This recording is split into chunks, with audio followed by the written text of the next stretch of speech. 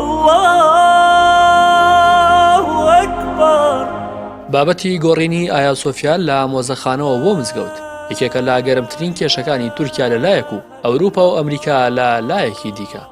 بەدەر لەو دەنگە ناڕازی لە نێو خۆدا هەیە سەبارەت بە هەنگاوەکەی حکومەتی ڕەجەب تەیب ئەردۆغان لە گێڕانەوەی ئەو مۆزەخانە بۆ مزگەوت. هاوکاتەم بابەتە با ڕوونترین ململانەی ئاینی لە نێوان ئەنقەرە و ڕۆژئاوادا دادەنرێت. ئایا سۆفیا دەکەوێتە نێو پارێزگای ئیستانبوڵەوە. ڕۆڵێکی گەورەی لە هەردوو مێژووی مەسیحی و ئیسلامیدا هەیە کە بۆ ماوەی 900 ساڵ یەکێک بووە لە کەنیسا گەورەکانی ئیمپراتۆریەتی بێزەنتی بەرلەوەی لە ساڵی 1453 زاینی عوسمانیەکان لە جەنگێکی مێژووییدا بە سەرکردایەتی محەممەد فاتح فەتحی قوستەنتینیە بکەن و کەنیسەکە بکەن بە مزگەوت.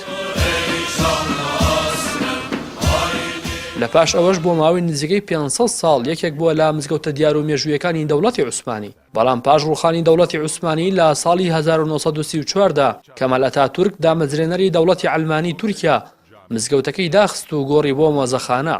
پاش 90 ساڵ لەو هەنگاوەی ئەتاتورک لە ئێستادا ڕەجەب تەیب ئەردۆغان سەرۆکۆماری تورکیا ڕەزامەندی نیشان داوە لەسەر گۆڕینەوەی ئەو مۆزەخانەیە بە مزگەوت.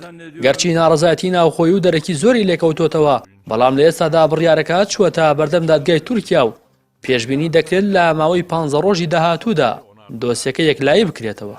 لە بەرامبەرەوە هەنگاوی حکومەتی تورکیا وڵاتی یۆنان ناڕزایەتی توندی نیشانداوە و پێی وایە ئەو هەنگاوە دەستبردنە بۆ نەهێشتنی دیاردەیەکی ئیمپراتۆریەتی بێزەنتی کە ئەوان خۆیان بە میراتگری دەزانن. لە بەرامبەرەوە ڕاگەیەندرابەشدا سەرۆکی تورکیا وتی یۆنان کێیە تاتە زۆر بداتە کاروباری ناوخۆی تورکیاوە.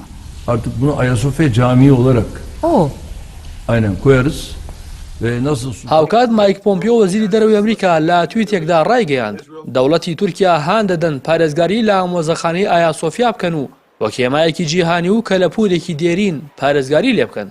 لە وەڵامی ئەو لێدوانشدا نوعمان کورتوڵموش جێگری سەرۆکی تورکیا ڕایگەیاند تەنها تورکیا مافی ئەوەی هەیە باسی بابەتی ئایا سۆفیا بکات و ئەوان پێویستیان بەوە نییە بۆ بابەتی ناوخۆیی ڕاوێژ لە ئەمریکا وەربگرن. جگەلەوەی بەشێک لە ئۆپۆزیسیۆنی ئەلمانی ناو تورکیا دژی گۆڕینەوەی ئایا سۆفیان بۆ مزگەوت هاوکات بەشێک لە وڵاتانی ئەوروپیش سەبارەت بەو هەنگاوە ناڕەزایەتی و نیگەرانی خۆیان نیشان داوە. لە بەرابەر هەڵوێستانشدا گەرموگوڕێکی زۆر هەیە لەلایەن لایەنە ئیسلامیەکانی تورکیا و مسلمانانی ناوخۆی ئەو وڵاتە بۆ ئەو هەنگاوە. چەند جارێکیش بانگ و نوێژی تێدا ئەنجام درراوە و ماوەی چەند ساڵێکیشا داوای گێڕانەوەی دەکەن بۆ مزگەوت کە سەردەمانێکی زۆر هێمایەکی دیار بوو لە خلافەتی ئیسلامی. بەر لەوەی ئەتاتورک دەوڵەت بکات بە عەلمانیەت و یەکێک لە هەنگاوەکانیشی دژایەتی ئاینداری و کاڵکردنەوەی دیاردا ئاینەکان بوو لە ناو کۆمەڵگادا و گۆڕینی ئەو مزگەوتە بوو بۆ مۆزەخانە. هەروەک ناوی ئیسلامبولی بۆ ئەستەمبوڵ گۆڕی و پایتەختیشی لەو پارێزگایەوە بۆ ئەنقەرە گواستن.